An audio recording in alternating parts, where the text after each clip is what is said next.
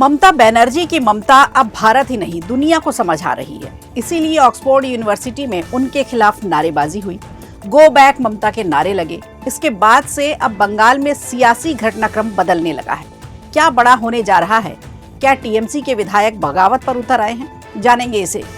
वहीं दूसरी तरफ म्यांमार में भारी तबाही के बाद भारत ने हर बार की तरह पड़ोसी देश के लिए मदद का हाथ बढ़ाया। यूएनओ की अपील भी बाद में आती है। भारत पड़ोसी देश की मुसीबत में सबसे पहले खड़ा होता है। नमस्कार, खबर प्रधान शो देख रहे हैं आप और मैं हूं संगीता श्रीवास्तव।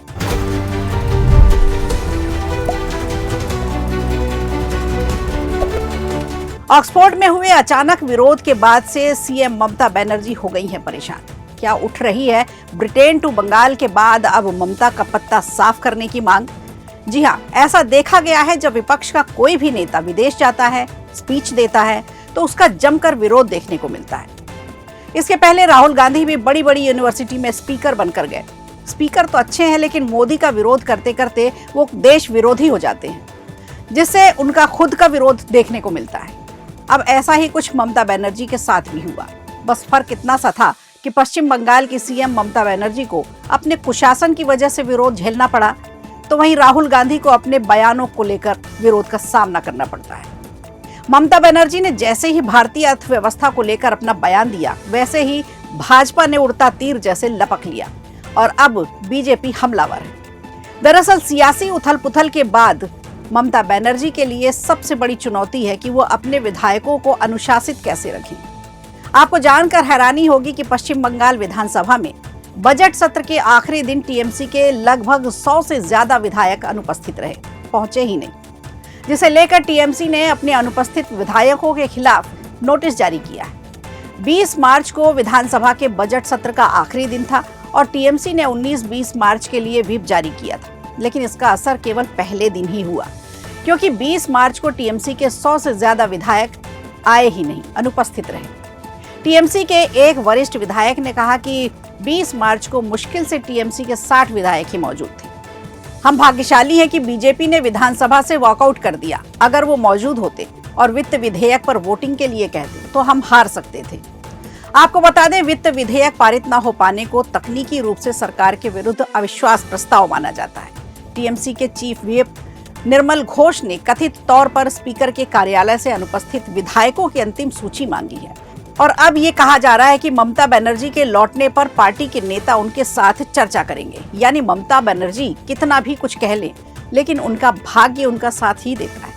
अब देखना ये होगा कि भाग्य कब तक साथ देता है और सवाल ये उठता है कि क्या टीएमसी के विधायक कुछ खास वजह से एब्सेंट थे या फिर पार्टी के विधायक कुछ और ही सोच रहे हैं, कुछ और ही इसका मतलब निकाल रहे हैं, यानी बगावत कर सकते हैं।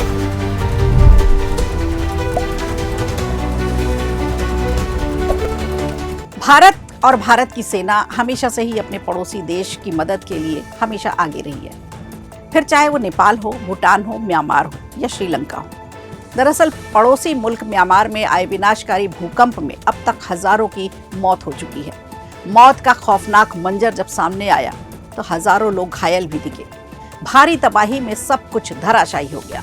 जीता जागता म्यांमार धूल धुआं हो गया। और ऐसे वक्त में जब पूरी दुनिया हाथ पर हाथ धरकर तबाही का मंजर देख रही है, तब भारत ने सबसे पहले ऑपरेशन ब्रह्मा शुरू कर दिया, जिसके चलते भारत सरकार ने भीषण भूकंप से प्रभावित म्यांमार के लोगों की सहायता के लिए तुरंत कदम उठाए। टेंट, कंबल, स्लीपिंग बैग, खाद्य पैकेट, स्वच्छता किट, जनरेटर और आवश्यक दवाइयां भी पहुंचाई गई। 15 टन राहत सामग्री लेकर हमारा हेलीकॉप्टर यांगून पहुंचा। विदेश मंत्रालय के प्रवक्ता रणधीर जायसवाल ने ये जानकारी दी है। उन्होंने बताया है कि भारत से भेजी गई मदद की पहली खेप यांगून पहुंच गई है। इससे पहले एएफएस हिंडन से भारतीय वायुसेना का C-130J विमान राहत सामग्री के साथ म्यांमार के लिए उड़ान भरा था और इस विमान से लगभग 15 टन राहत सामग्री भेजी गई। सोचिए, इतना भयंकर भूकंप और भारत की मुश्किल मौके पर मदद। भारत सबसे पहले मदद के लिए हाथ आगे बढ़ाता है। वसुधैव कुटुंबकम की विचारधारा पर चलने वाला भारत वो भारत है जिसकी भारतीय सेना ग्राउंड जीरो पर पहुंचकर अगर शौर्य दिखाती है तो दरिया दिली भी। यूएनओ से भी मदद की अपील काफी देर बाद आती है। दरअसल ऐसा पहली बार नहीं है जब भारत ने किसी देश की मदद की हो। इसके पहले श्रीलंका को जब जरूरत पड़ी तब भारत मौके पर था। तुर्की में भी भारत ने साथ दिया। दुनिया में कई ऐसे देश हैं जो भारत से ज्यादा शक्तिशाली हैं, लेकिन फिर यूएन पीस कीपिंग फोर्स में भारतीय सैनिक भी सबसे ज्यादा हैं। इसका मतलब साफ है, वो ये कि भले ही देश शक्तिशाली हो, लेकिन भारत और भारतीय सेना जैसा हौसला और दरियादिली किसी और देश में नहीं। अंतर्राष्ट्रीय स्तर पर बात भले ही बड़ी बड़ी होती रहे, लेकिन किसी और देश के पास ऐसी नीति नहीं जहां प्राकृतिक आपदाओं से जूझ रही मानवता को बचाने के लिए ऐसी मदद लेकर सबसे पहले पहुंचे। तो जय हिंद, जय भारत। खबर प्रधान में आज के लिए इतना ही। दीजिए इजाजत, नमस्कार। वीडियो अच्छा लगा हो तो लाइक कीजिए, शेयर कीजिए और कमेंट बॉक्स में हमें जरूर बताइए।